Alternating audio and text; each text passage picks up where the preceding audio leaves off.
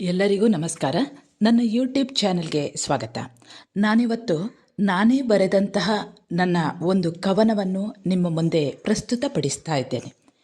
ಈ ಕವನದ ಶೀರ್ಷಿಕೆ ಮೌನ ಸಂಘರ್ಷದ ಖಂಡ ಕಾವ್ಯ. ಈ ಕವನ ನಿಮಗೆ ಇಷ್ಟ ಆದಲ್ಲಿ ಕಮೆಂಟ್ ಮಾಡಿ, ಹಾಗೆ ಲೈಕ್ ಕೊಡಿ, ಹಾಗೆ ನೀವು ಹೊಸಬರಾಗಿದ್ದಲ್ಲಿ ಒಂದು ಸಬ್ಸ್ಕ್ರೈಬ್ ಮಾಡಿ.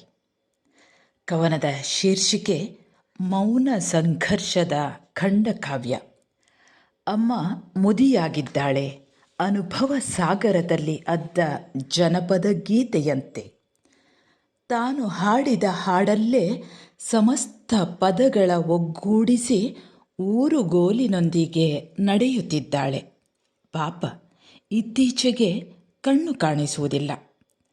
ನನ್ನ ಮಗಳು ಅವಳೇನಿದ್ದರೂ ಕಂಪ್ಯೂಟರ್ನೊಳಗೆ, ಟಚ್ ಸ್ಕ್ರೀನ್ನೊಳಗೆ, ಸಿನಿಮಾ ಹಾಡಿನೊಳಗೆ ಅಪಕ್ವ ಮಾಹಿತಿಯಲ್ಲೇ ಯೌವನವ ಸ್ವಾಗತಿಸುತ್ತಿದ್ದಾಳೆ. ಹೌದು, ಹರೆಯಕ್ಕೆ ನೆಲ ಕಾಣದು. ಸಂಸ್ಕೃತಿ ಅನ್ನುವುದು ಹುಟ್ಟಿನಿಂದಲ್ಲ, ಅದು ಕಲಿಕೆಯೊಂದಿಗೇ ಬರಬೇಕು ಎಂಬುದು ಅಮ್ಮನ ಅಭಿಮತ. ಇದೇ ನನ್ನದೂ ಸಹಮತ. ಸರ್ವರ ಅನುಭವದ ಗಣಿಯಾದವಳು ನಾನು. ಅಮ್ಮನೊಂದಿಗೆ ಮಗಳ ಸೆಲ್ಫಿಗೆ ಕಣ್ಣಗಲಿಸಿ ನಕ್ಕವಳು. ನನ್ನಮ್ಮನಿಗೂ ನನ್ನ ಮಗಳಿಗೂ ಏನೋ ಒಂದು ಅಂತರ. ಗೊತ್ತಿದ್ದು ಸೇತುವೆ ಕಟ್ಟಲಾರದ ಮರುಕವಿದೆ. ಕೈ ಅಡುಗೆಗೆ ಎಷ್ಟು ರುಚಿಯಿದೆ ಎಂಬ ಅಮ್ಮನ ಮಾತಿಗೆ ಆನ್ಲೈನ್ನಲ್ಲೇ ಆದೇಶ ನೀಡಿದರಾಯಿತು, ಬಾಗಿಲು ತೆರೆದಿಟ್ಟರಾಯಿತು ಎನ್ನುವ ಮಗಳ ತುಂಟ ನಗೆಗೆ ಯಾವ ಪಕ್ಷದ ಸಾರಥ್ಯ ವಹಿಸುವೆ ಎಂಬ ಪ್ರಶ್ನೆಗೆ ನನ್ನಲ್ಲಿ ಉತ್ತರವಿಲ್ಲ.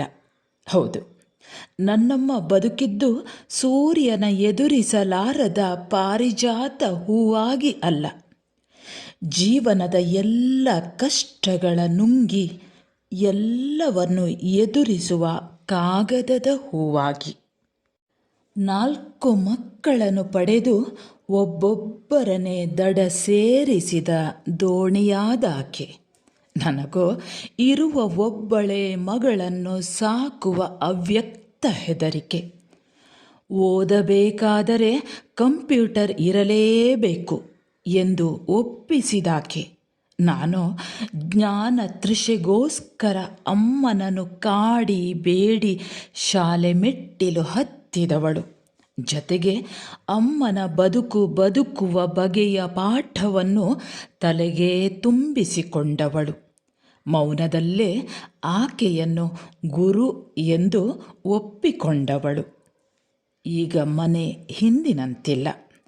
ಹೊಸ ಬೇರಿಗೂ ಹಳೆ ಬೇರಿಗೂ ಹೊಂದಿಕೆಯಿಲ್ಲ. ಕಾಲೇಜು ಎಂದು ಮುಂಜಾನೆ 8ಕ್ಕೆ ಮನೆ ಬಿಟ್ಟರೆ, ಕಂಪ್ಯೂಟರ್ ಕರಾಟೆ ಎಂದು ರಾತ್ರಿ 8ಕ್ಕೆ ಮನೆ ಸೇರುವ ಮೊಮ್ಮಗಳ ಬಗ್ಗೆ ಅಜ್ಜಿಯ ಶೀತಲ ಸಮರ. ಕಾಲಕ್ಕೆ ಹೊಂದಿಕೊಳ್ಳಲಾಗದ ನನ್ನ ಅಮ್ಮ, ಅಮ್ಮನಿಗೆ ಹೊಂದಿಕೊಳ್ಳದ ನನ್ನ ಮಗಳು. ಹೌದು, ಇದು ನನ್ನ ಮನೆಯ ಕಥೆಯಲ್ಲ, ಅಲ್ಲಲ್ಲಿ ಹುಟ್ಟುವ ಮತ್ತು ಮುಗಿಯದ ಮೌನ ಸಂಘರ್ಷದ ಖಂಡ ಕಾವ್ಯ. ಬಂಧುಗಳೇ, ಕವನ ಹೇಗಿತ್ತು ಕಮೆಂಟ್ ಮಾಡ್ತಿರಲ್ಲ. ನಾಳೆ ಇನ್ನೊಂದು ಹೊಸ ವಿಷಯದೊಂದಿಗೆ ನಿಮ್ಮ ಎದುರಿಗೆ ಮತ್ತೆ ಬರುತ್ತೇನೆ. ಅಲ್ಲಿಯವರೆಗೆ ನಮಸ್ಕಾರ.